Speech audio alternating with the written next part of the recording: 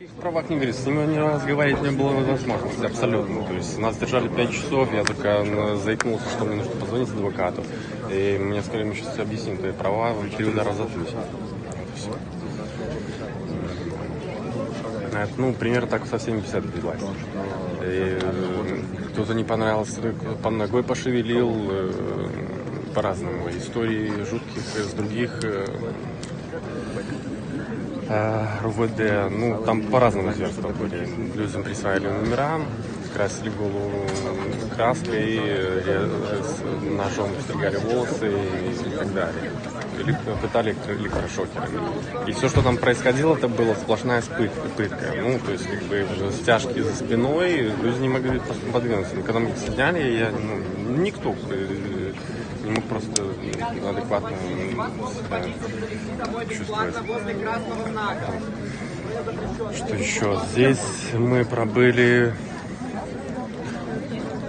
Так, да, меня привезли, мы были в дворике бетонированном, ну, это даже не камера была, нас было, помещение было 5 на 5, 25 метров квадратных, нас было там 120-125 человек. То есть, ну, мы стояли, там было тяжело даже стоять, там, не то, что все требовали воду, ну, воду, туалет. Один человек там этим всем занимался, разрывался. У нас таких камер было 5. Даже не камер, но вот этих двориков. Вот. И в итоге нам не воды. А когда ее дали, это было, ну, по 3 глотка. Мы раздавали, бутылки передавали. В туалет тоже нас не пускали. Пустили на первый раз уже это на вторые сутки, 4 часам ночи. Вот.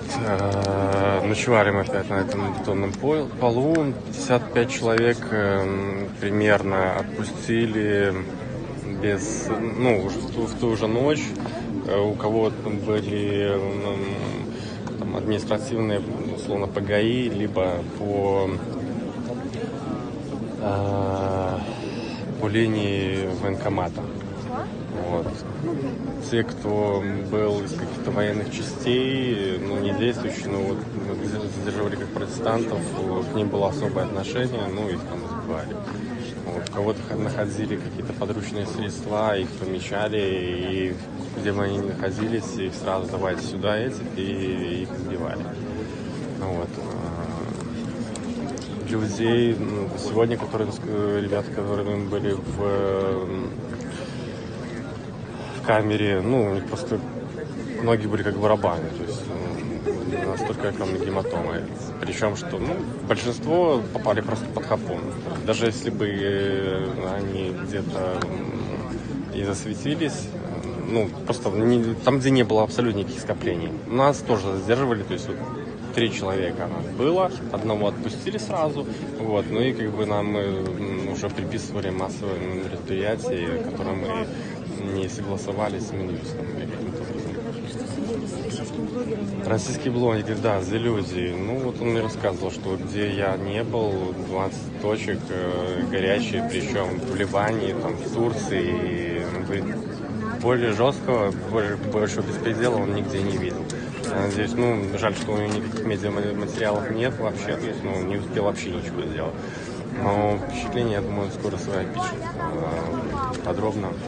Его сегодня депортировали. По крайней мере, сегодня из камеры его забрали. Так, как его звали? Антон, но я не помню его фамилию. Антон, ну, канал The Illusion, миллионник. Вот. Говорили, что заставляли петь гимн. Да, людей привозили, заставляли петь гимн. Это в автозаках, кто там сбивались, их сбивали. Вчера, опять же, зверски избивали людей, привозили человека, заставляли кричать «Мы любим ОМОН».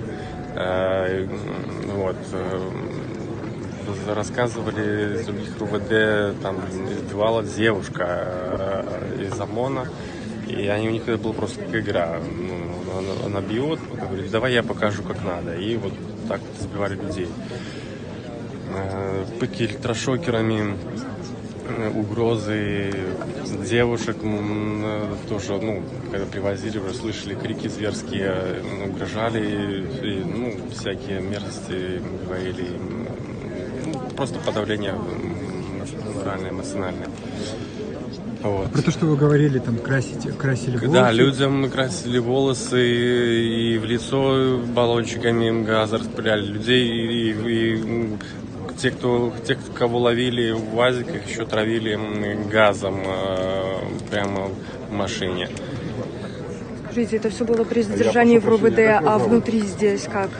Здесь, скажем так, самое тяжелое было это именно в РУВД, потому что, все кинули просто на пол, никого в здании не держали, либо на бетон, на пол, либо на землю. И в таком положении, со стяжками на руках, то есть, первые там пару часов никто даже речи не было, чтобы просто хотя бы эти стяжки ослабить. Потом какие-то пошли поблажки. Ребятам некоторые рассказывают, что под утро уже, утром они уже им разрешили их в любом положении. У нас все было намного строже, то есть никто никому не разрешал шевелиться. В аду, единственное, что можно было в аду попросить, это было легче, чем получить все здесь. Потому что здесь мы были в дворике, 120 человек, помещение было 25 метров квадратных. Евгений, и когда вас задержали? в понедельник меня задержали, Партизанский проспект, за колхозным рынком. В протоколе написали, что меня задержали на станции метро Партизанской. Сейчас скажу адрес. Даже не вспомню. В общем, он был в километре. И там все равно не было нигде людей. Это был обычный хапун. Нам сегодня, который нас отпускал милиционер, говорил, что его тоже просто схватили по трибуну, и он тоже чуть не попал, не прошел через эту ситуацию. При мне парни, которого тоже нагрузили, у него были вся голова красная. Кто расклеивал листовки и клеили на спины бумажки и так далее. Там... Бумажки? Да, листовки различные. Вот, что еще? Но Крестина здесь не били сильно. Как сказать, вчера, которых привозили, в любом случае, меня судили, стоит судья, то есть идет процесс, и я из окна вижу, как людей привозят и бьют. Меня точно так же. То есть, у меня там, я пробежался, проходной удар, то есть ничего страшного там не произошло. Но отдельных, не то что отдельных, это не скажу, что какие-то были большие исключения, ставили в стенки и просто били. То есть не было такого, что проходи. На Крестине. Вот здесь, да. Что проходили, что это значит? Можете рассказать? Из автозака выталкивают и в здание, и стоит колонна людей и машет дубинами. Вас не били?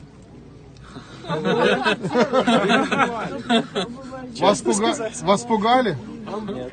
Я бы показал, я боюсь, меня посадят.